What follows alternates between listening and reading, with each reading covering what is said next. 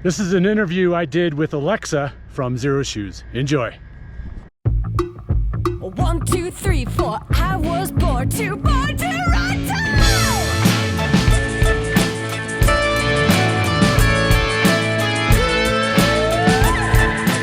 Easy, light, smooth, fast. Okay, so our guest today, Born to Run coach, elite athlete, Eric Orton. Welcome, Eric. Hey. How's it going? I'm good. Good. Yeah, so I'm really excited to kick this off. So, Eric, I am curious. I feel like a lot of people knew Chris McDougall's story, Born to Run. It was about Chris, and you were the coach in the background. When we've talked, you've been like, a lot of people forget about the coach. I want to hear your story. Like, how did you become the Born to Run coach? How'd you get into running? Let's start there. Well, starting there goes way back to probably my earliest memories. I was always a runner for a variety of reasons. And some of my first vivid memories are, in elementary school on field day where you had to do the 100-yard dash and jumping, the broad jump, and just all these fun little stuff we do as kids. And I was, just kind of remember loving that, but I was also, kind of the faster guy. And that led to doing track and field in high school and football. I was actually a sprinter, which kind of laid the foundation for a lot of what has helped me form my so-called philosophy for endurance running. And we can get into later if we want, but I did track and field and football, played football in college. And then after college, decided to move west, which was one of my better decisions in life. And that's when I moved to Denver. And shortly after that was I think it was the 1992 Leadville 100, when I first started to hear about the Rarámuri Indians who came to the Leadville 100 to run the 100-mile race. And that's when I first started to hear about these runners from Mexico. And at the same time, I'm like diving into this whole endurance world that I really kind of had, no experience with, that gave me a path to exceed or extend my athletics past college. And just kind of dove into ultra running, trail running, triathlon, adventure racing. So I raced all through the 90s, experimenting with all these variety of races. And it's a long story, but I'll cut it short there, where ultimately I decided that the only thing I'm good at is athletics. I kind of stumbled around upon a couple jobs and went back to school even to thinking that was going to be the answer, but ultimately decided that coaching was my path and what I was meant to do. And I was one of the first coaching classes at the Olympic Center in Colorado Springs for triathlon, which kind of springboarded my career path with coaching, and also was one of the few who really pioneered online coaching at that time, when the internet started to become a way to coach people anywhere and really efficiently and in a cheap manner. And so that kind of just led me to this coaching path that I've been on now for 25 plus years, and which, you want me to keep going?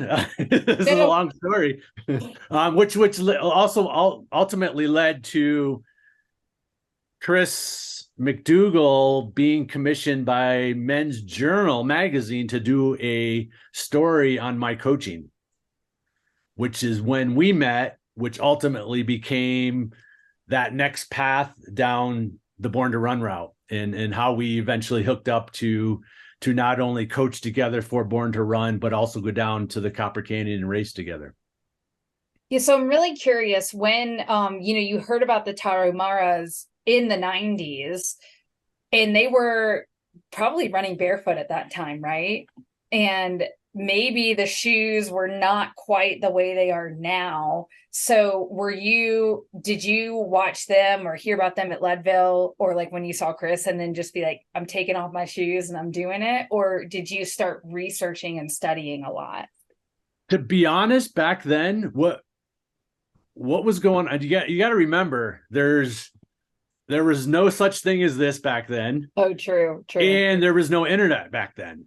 So how we found our races was in the weekly publication at the newsstand, and you looked at the back of the newspaper to find all these local races. Mm-hmm.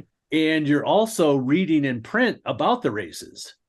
So when I first heard about the Tarahumara Indians, it was more about, these are people who run hundreds and hundreds of miles in sandals. And so that combination of, wow, what's on their feet and that they're running hundreds and hundreds of miles, that was like just really new to me, and something that really sparked my interest.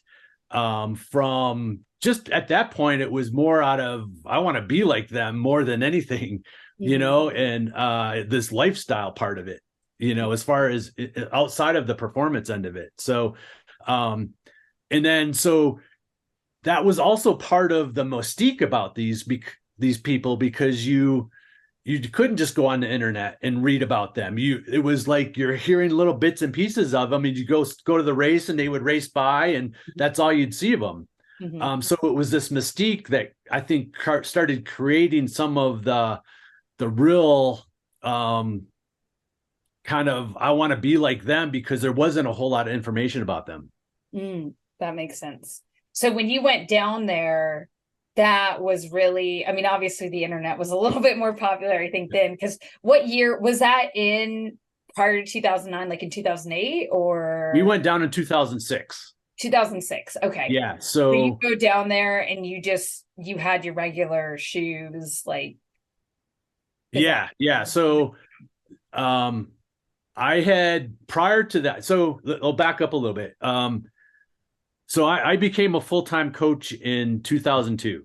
My wife and I moved to Jackson Hole, Wyoming, and that's when I went full-time coaching. And this is what I'm doing. So at that point, and prior to that, I'd always trained some athletes in person, and it's kind of more of what you would consider personal training and strength training. And so I'd always trained them barefoot. Because I started to see how being in a shoe affected how their movements worked, good and bad. So I saw, hey, that they have a hard time moving this way with their shoes on. Let's take it off. And now we strip everything down and we use our feet for stabilization, which that was really my aha moment of everything starts at the feet. And then that just, once I had that in my mind and started to see how I can start to train the feet with how I have my athletes move, but then specifically train the feet with exercises and with shoe choices, that really was the big, the big catalyst to really understanding what true strength was for runners. Yeah, the strength in runners is something I'm very interested in. I feel like I, ran up.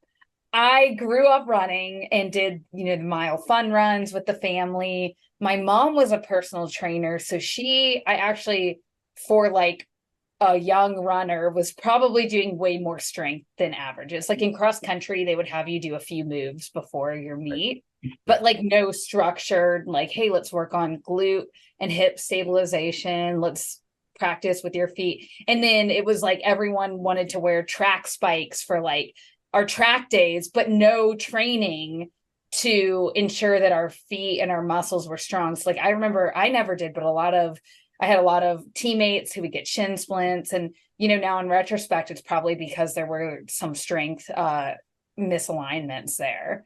But yeah. Well, and that's, for me, goes back to my whole foundation as an athlete. When Mhm. I got into coaching endurance and just getting into the endurance world myself, I was like blown away that there is no fundamental teaching Mhm.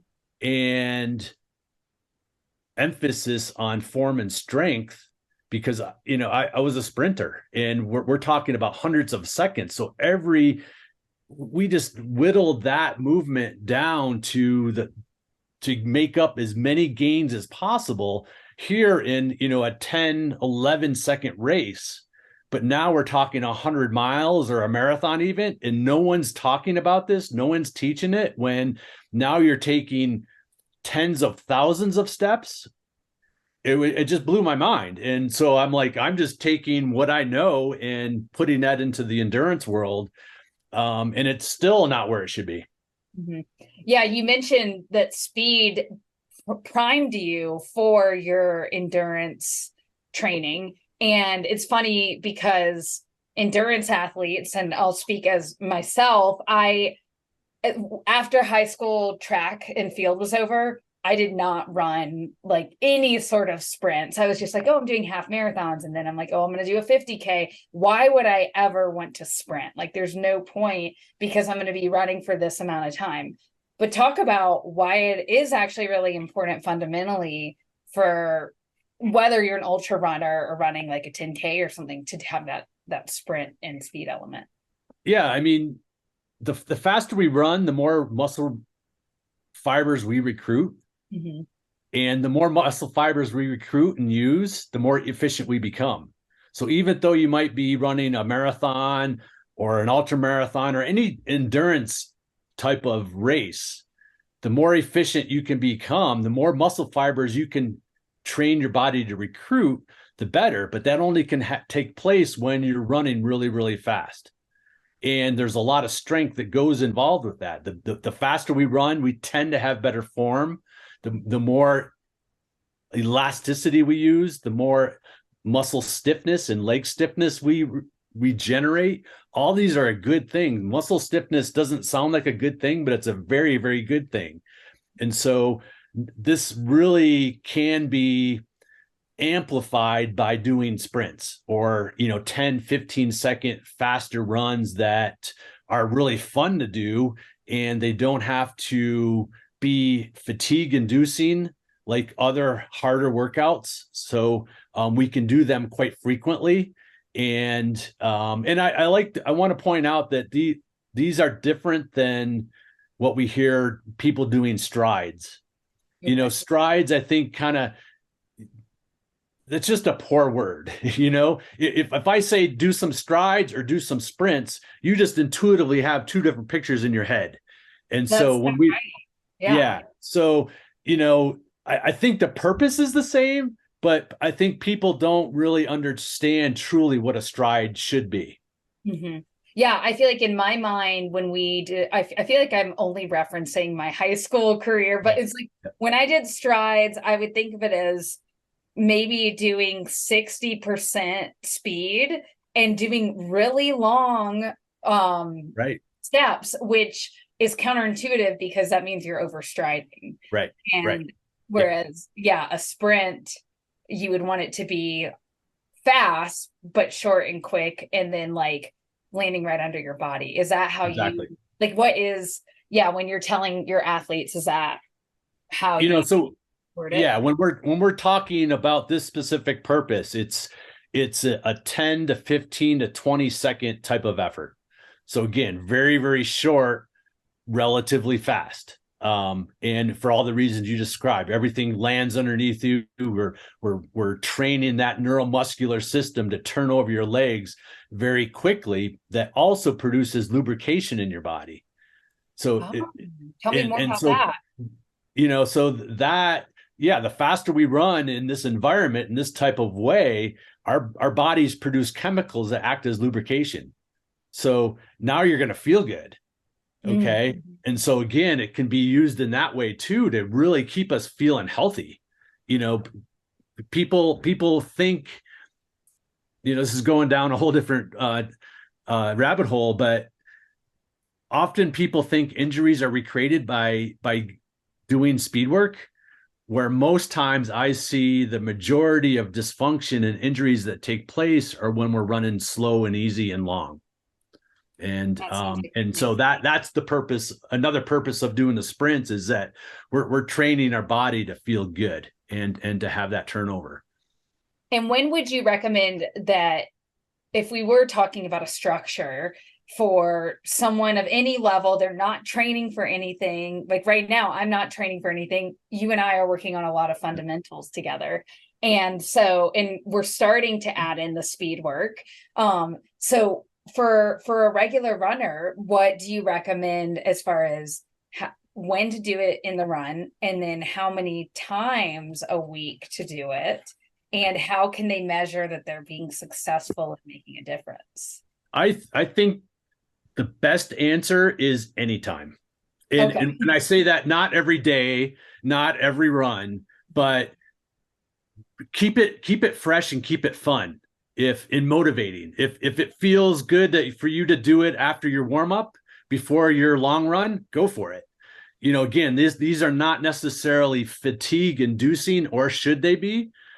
So they shouldn't interrupt what you're doing as far as what the purpose of your day is. But I would say, ideally, I like to do them after a warm up and before what you would be considered the bulk of the run, because now part of the purpose of doing them is turning the neuromuscular system on and firing muscles and recruiting more muscle fibers. So it's almost like a warm up. So you get your nice, easy warm up in, and then you do these sprints, and then you're going to feel really good for whatever you're choosing to do after that. Mm-hmm. Okay. So in that respect, maybe you're doing them twice a week, and starting, 4 or 5 of them, and then building up to maybe 10, doing 10 by 15 seconds, 10 seconds. And the key is we want a lot of rest in between. We're talking walking back to like the amount of, so you're doing it by time. So you record maybe 2 to 3 minutes. Okay. So it might be if you're doing a warm up and then you're out for your run, hey, do a sprint for 10 seconds and then go really easy for 2 or 3 minutes and go again. Okay. You don't necessarily have to walk or stand there. Yeah. And that way you can just kind of feel like you're doing something, but you keep keeping on with what you're doing. But that rest is super important for 2 reasons. One, it helps produce those chemicals I talked about that act as lubrication and helping create the chemicals we want in the body. And also you're getting a lot of rest. So then each one can be relatively fast. This shouldn't be a cardiovascular workout, where a cardiovascular workout in this sense would be very little rest. Okay. Yeah. You might do a Tabata type of workout where it's 30 seconds fast, 30 seconds rest. That's more of a cardiovascular or stamina type of workout, where here we want just the opposite, a lot of rest. I want to talk about rest. Well, I want to talk about warm-ups and rest. 2 things that a lot of athletes, myself included, don't really feel like we need to do unless, like, if it's my speed day, I'm like, oh yeah, I'll do the warm up. But if I'm only doing a 40-minute run, I have learned that I need to start out a little slower and warm up. But I previously used to just go right out the door, run the same pace the entire run and end. So talk about the importance of a warm up for a runner, no matter what kind of run they're doing. Well, I think we're maybe talking 2 different types of things. Okay. So one type of warm up that kind of goes hand in hand with the reasons we do sprints is to do foot core exercises before you head out. Mm-hmm. So doing some barefoot drills, balancing on your foot barefoot at home, again, helps stimulate the muscles in our feet, helps turn on the neuromuscular system between our brain and our feet that activate all our running muscles. Okay, by how we use our feet, how we train our feet, activate other parts of our middle. How we use our feet, activate our glute. Mm-hmm. So by doing this before you even go out the door, now you've turned the switch on to this complete electrical system throughout your body that's firing muscles that you want to use while you're running. So I think that's kind of the most important type of warm up, is that you're turning these muscles on. Mm-hmm. And then you go out the door, and every run is relatively different. So if you're just going out for a nice easy run, you really don't need a warm up. Okay. I use heart rate. So maybe you're starting in zone 1 for 5 minutes or so, and just kind of getting everything moving, focusing on your form, your foot strike, and then you build into your steady zone 2, zone 3 run.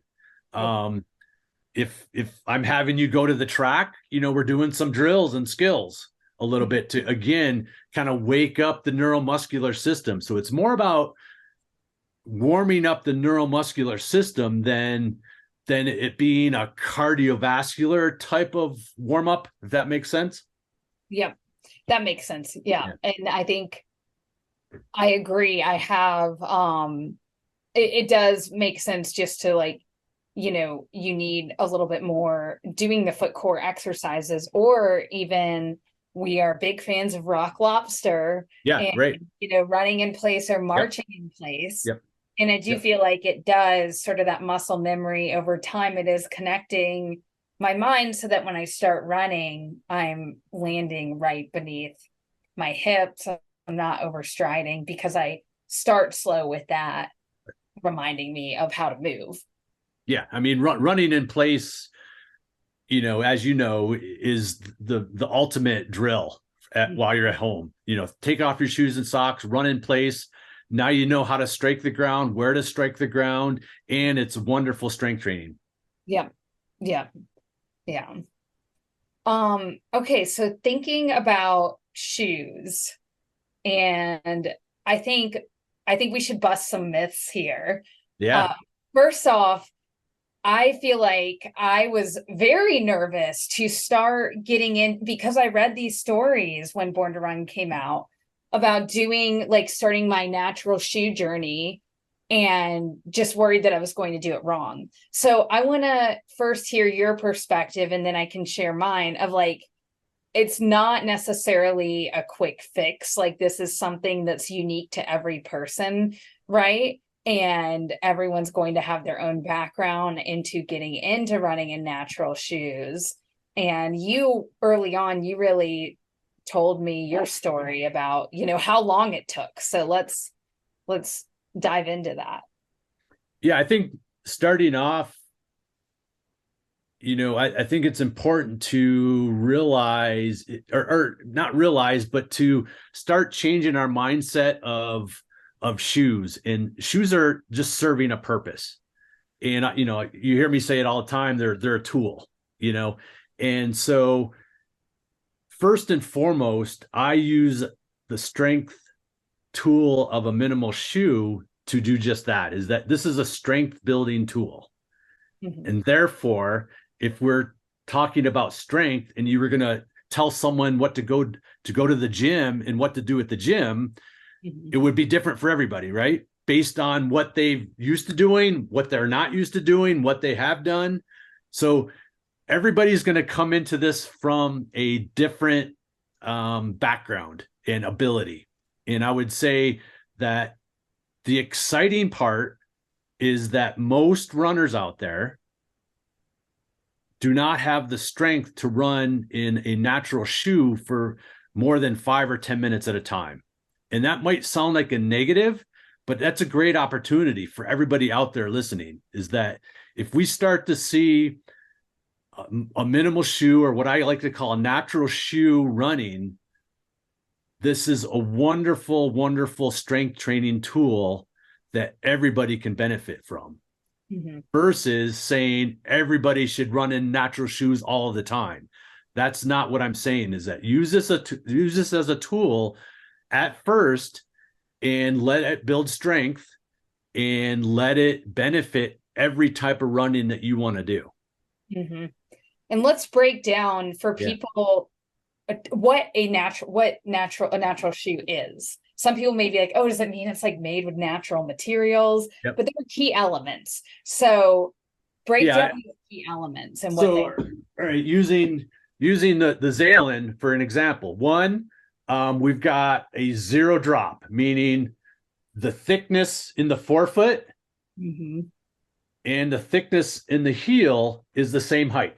So you can see how, this is the same height as to here versus having a thicker heel would be more of a bigger drop. This is zero drop, okay, and very, very low to the ground, okay, and very, very flexible. So when I say natural, is that a natural shoe should allow your feet to work and stabilize naturally. Okay. And that's why this becomes so important, is because now our feet are the first line of defense for stabilization as we run. And if we can train the feet in a natural shoe, we're going to train our entire body in the most functional type of way for running. Okay. So that, every shoe is going to be a little different, but, and again, every shoe is going to be a little different for people's background as far as how strong they are. But the closer you can get to the ground, the better, as far as a natural running shoe. Got it. And then how long did it take you to get into natural running? Or running in the shoe, sorry, running in. Yeah, I'm going to answer this differently, because I'm going to say I'm still doing it. My goal is never done. My goal is to always be able to get stronger and stronger, so I'm able to go longer and longer in a natural environment. Okay, so I want to leave it there, because I want people to have that mindset, is like, it's not just something that you do and achieve in 2 weeks and you're done.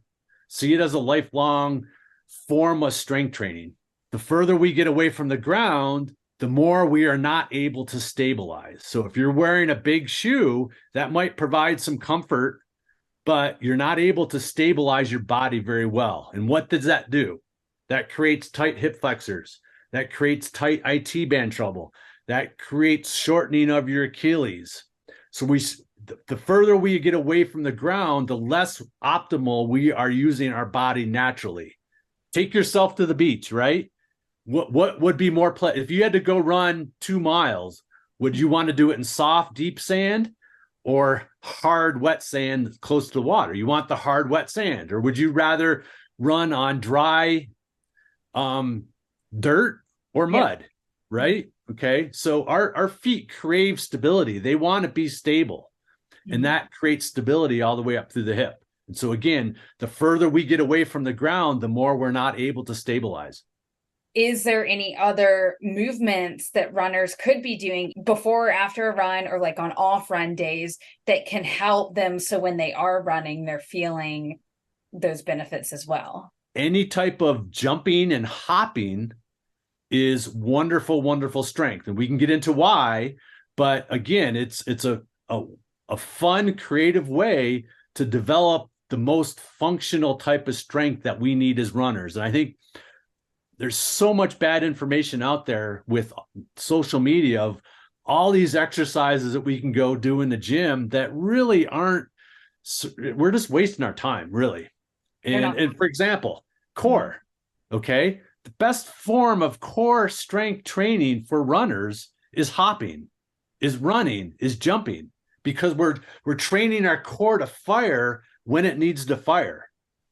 When we're doing other crunches and other traditional core exercises, it might be strengthening our core, but is it training it to fire when it needs to? And that's the type of strength that most runners are lacking, is the ability to use the strength they have.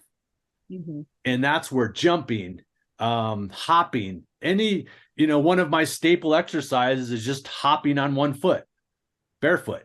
Okay, now we're creating good leg stiffness. We're helping train our cadence. So there's so much packed into jumping, hopping, and doing a variety of types of runs like the sprinting. Yeah, I want to talk about leg stiffness and elasticity that you were talking about earlier. And yeah, I always think of our muscles as the pull and peel Twizzler, because it's got the fiber. And in fact, I did a science project with the pull and peel Twizzler as my muscle in, I don't know, middle or high school. Nice. But yeah, I feel like I wish I had some here so we could be like, here's an example. I have like a band which we use Okay. Yep. regularly. But yeah, I feel like yeah, a lot of people don't really think that it's important for us to be, well, maybe you should explain it because I'm going to probably explain it No, wrong. keep going. Keep going. Isn't it like we want to be able to be stretched like this and absorb the impact so that versus always being like this? Yeah. So when we talk about having, let me back up a minute. There's two components that directly relate to performance and health for runners. And performance and health should always go hand in hand. It's not one or the other. And these two components help it to go hand in hand. So one of those is our cadence or our frequency of how quickly or how often we strike the ground when we run. Okay, we want to have kind of a good balance of cadence there. And the second is leg stiffness. And leg stiffness is the ability to strike the ground. When we strike the ground, we stretch that band. So strike the ground, we stretches it. And then what happens when you stretch a rubber band and let go? It springs back, right? Yeah. We're striking the ground. That stretches the rubber band. And then as we stretch it, we release it and it goes forward. Okay. So that's elastic energy. Okay. And having good leg stiffness allows us to land and spring off quickly. Yeah. Okay. So having a nice we want a nice new rubber band would have, good stretchiness versus think about a rubber band that maybe has been laying in your drawer for 10 years and you haven't used it and it's crusty and you go to stretch it and it snaps. Yes. Okay. So having that good leg stiffness allows us to be really taut and to stretch that rubber band and spring off of it very, very quickly, which helps our cadence. So again, good leg stiffness. We land and we get off of it. Okay. That keeps us healthy and it reduces our ground contact time, which helps our cadence. So ultimately, the less time we spend on the ground, the better with each foot strike. So that's where good leg stiffness is really, really important. And doing the hopping and doing a jump training is very, very good to develop this leg stiffness that will also ultimately help us stay healthy, improve our performance, and help our cadence. And that's, you said your favorite is just hopping in place on one. Yeah, I mean, I have a ton of them, but if people, just to give people a visual, I call them leg stiffeners. So you're essentially just hopping on one leg from the same leg to the same leg to the same leg, and with a little bit of a pause. So now we're training you to land, pause, which helps train the ability to get off of it then. So we're actually asking your body to spend more time on the ground to train it to spend less time on the ground, if that makes sense. Interesting that it's counterintuitive. So much is counterintuitive. Is it because when you're on the ground that extra few seconds, then you need more strength to bounce off so that when it comes to running, you're then able to run? So great question. And this gets really nitty gritty. So there's 3 types of strength required for running and to have good leg stiffness. It's the eccentric or the landing, or think about if you're thinking of a squat, you're squatting down. That's eccentric. And coming back up or taking off is concentric. Yep. And in between, there's a moment in a time where you have to make a transition from going down to taking off, and that's isometric. So landing and pausing trains that isometric hold to get quicker. Okay, so that isometric strength is very, very, very, very potent in strength that not a lot of people know about. And it goes into the foot. That's why all of the foot core exercises that I have people do are holding or isometric style of exercises where you're holding the exercise for the strength, because isometric strength is the most potent type of strength. What you miss with isometric strength is endurance, and that comes with your running. I think a lot of people may be attached to their shoes, and there's nothing wrong with having your go-to running shoes that you need to run with. These are the ones you PR'd in and everything. So we aren't, like you're saying, that we don't need to take away these shoes that we love, that are the ones that we perform with, but we should just be maybe adding another shoe to the mix for a specific purpose. Yeah, again, see it as a tool. You know, if you've got your favorite PR shoe, that's your performance shoe. That's when you're going out and doing your tempo workout and you're racing and you want high performance, knowing that you're going to lose that stability and that strength. You want to be on the other end and have your strength tool here and doing your strength runs. And again, you know, for some people, it might be 5 or 10 minutes at a time, and you just build through time. Just same concept as your long run. If you've taken time off, you're not going to go do a 20-mile run right away. You're going to start with 5, go to 10, to 15 to 20. Same concept applies when you're building this type of strength. Start out with 5 minutes, see how you feel the next day. If the calves are sore, hey, that's a great sign that you need that strength. Yeah, this is so great, Eric. And, you know, especially that you have this whole background and, you know, you work with different athletes of all levels. And I think it's a really good takeaway for people that it's not an all or nothing approach.